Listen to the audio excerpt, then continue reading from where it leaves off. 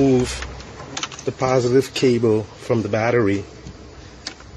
Now that we're going to be removing the starter, we do not want to leave the battery terminal connected, because during removal of the starter, the terminal behind the starter solenoid can become contact with the ground and cause a fire.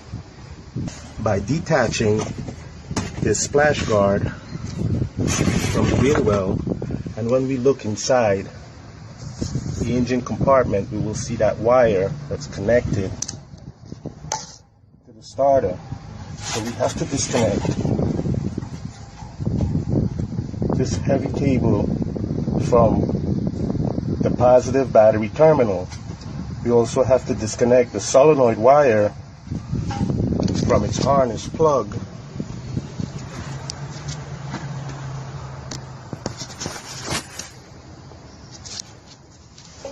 This plug right here, we will have to unstrap it from the main harness and disconnect it.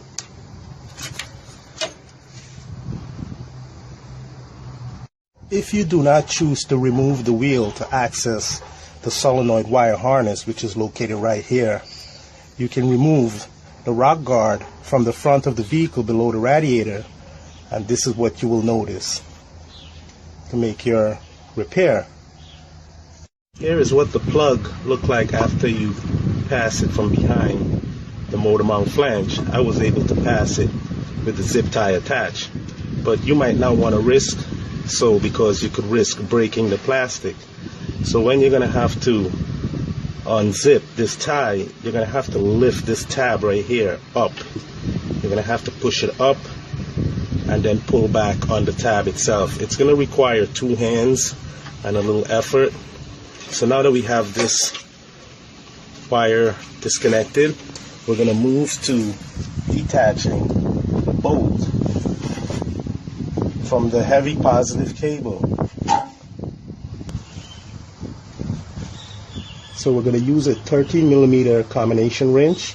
We want to use the box end first, and you want to make sure you don't go in the wrong direction when you're turning this nut, because you risk breaking the terminal from the solenoid of the starter.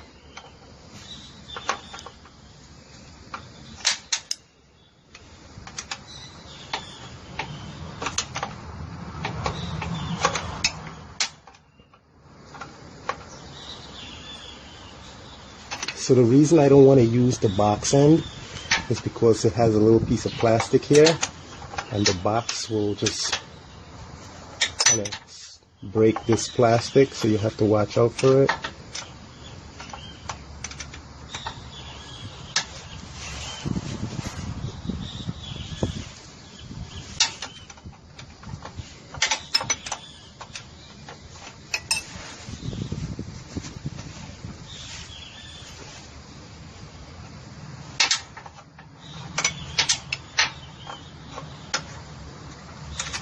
So like everything else on the Nissan, this is not an easy location to access.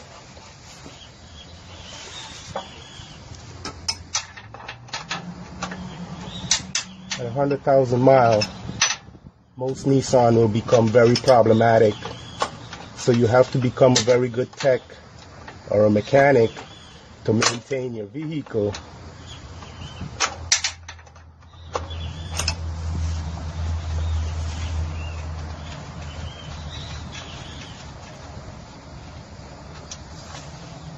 So this nut also have a washer with it. You have to make sure you get it. It's a lock washer. Then we will simply just push the heavy positive cable off its terminal. Now we will move to removing the starter. Now we have two bolts to remove from the transmission bell housing to detach the starter from the engine. And those two bolts are right here. We're going to start with the bottom bolt, and we're going to use our short extension with a 14mm socket. Just want to fit it onto the bottom bolt, making sure the ratchet clear the cross member support.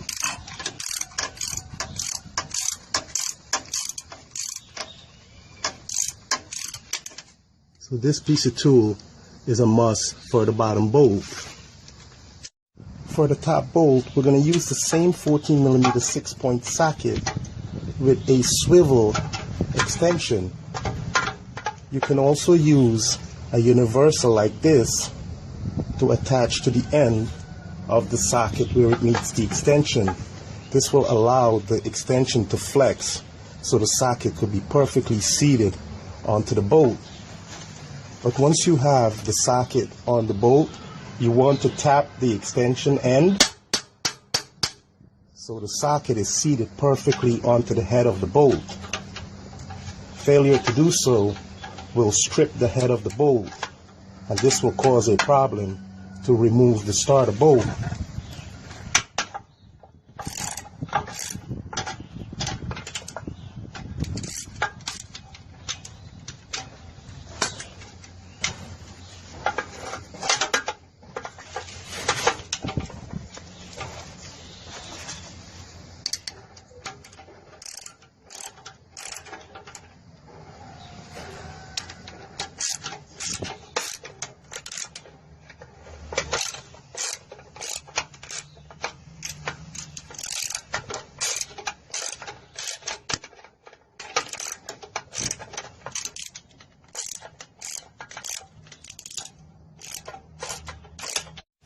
Once the top bolt is released and loosened to some extent, we're going to need to remove the bottom bolt completely in order to remove the top bolt. You see, the bottom bolt has to be removed first, because during the process of removing the top bolt, the starter is going to move forward, allowing the bolt to pass itself out from the transmission bell housing with the tool. This is another very tight spot to work in, so you must use some caution and patience. Now that the starter bolt is released, you have to pass the starter down in this area between the axle and its crossover member. This is going to be a little tough, and you're going to have to be careful that you don't break the starter solenoid motor switch.